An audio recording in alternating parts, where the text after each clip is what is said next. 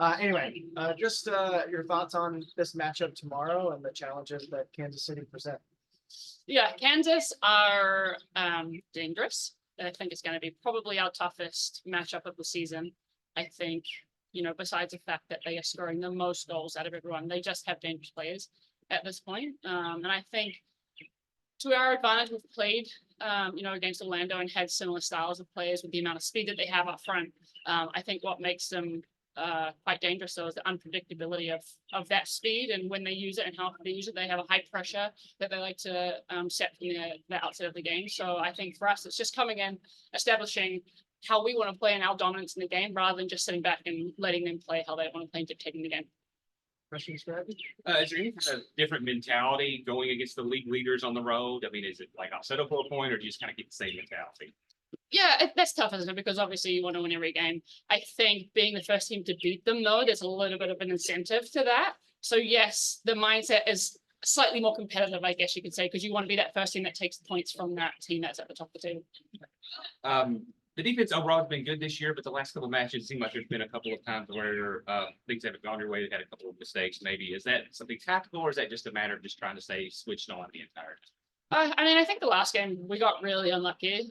We've gone back and looked at those goals a couple of times. One was a deflection. There's not much you can do about that, really. It's a good shot at the top of the box, so you give that to them. And then on the second one, we have everyone back on the line, and it just deflects off somebody's foot. So same thing. I think the habits are there, and I think we just got unlucky with again another deflection in the box. So we weren't too disheartened by that. I think, like I said, the habits are there. The players are working back and getting into the right positions. And sometimes it's football. It just doesn't fall the right way, and you don't get the result you want. I don't think it was a fair reflection, personally, but that's football at the end of the day. It seems like the team's not been too down after dropping a couple matches in a row. But do you feel any kind of extra responsibility as a team leader to kind of lift their spirits up and keep their mentality in the right place? Yeah, for sure. I think no matter what, the team does take it hard. You want to win every game. That's just the nature of competitive sports. So we do go back and we look at everything and we overanalyze and we criticize and, we go through everything as much as possible. And I think the great thing about our culture is that everybody wants to do that. It's not just the leaders have to do it or the more experienced have to do it. I think everybody in this culture wants to do that and they want to achieve that and they want to push each other and help each other grow, which makes us so great.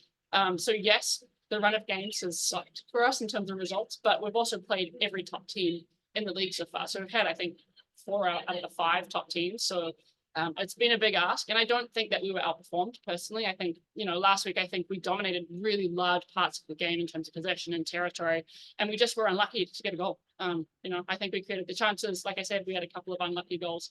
So I think the spirit's still there in terms of we can get the results against these top teams, but the biggest challenge will be Kansas this weekend.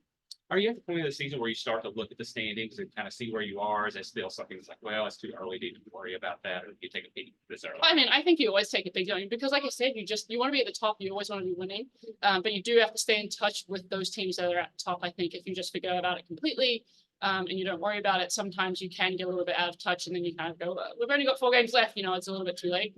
So we do have to keep one eye on it, but at the same time, that's not really what we're using to guide how we approach every game. We want to make sure that we approach every game just on how the tactics want to be played, and I think how our strengths are as a team. Are you excited to play in Current's new stadium? Yes, actually, I've had a few people ask me that, and I am really excited. We hear so much about it, and I've actually heard some really good things from other teams and other players. So I'm excited. I know they're going to have a massive crowd too, so that sucks for us. But at the same time, there's this side of it where you're so happy about the growth of women's soccer that you just want to be in those environments and you want to experience it and you want those people to come. So even though it's not for us, I think that's still a really exciting moment for everybody. Cool. Thank you, Abby. Great place to end it. Thanks, guys.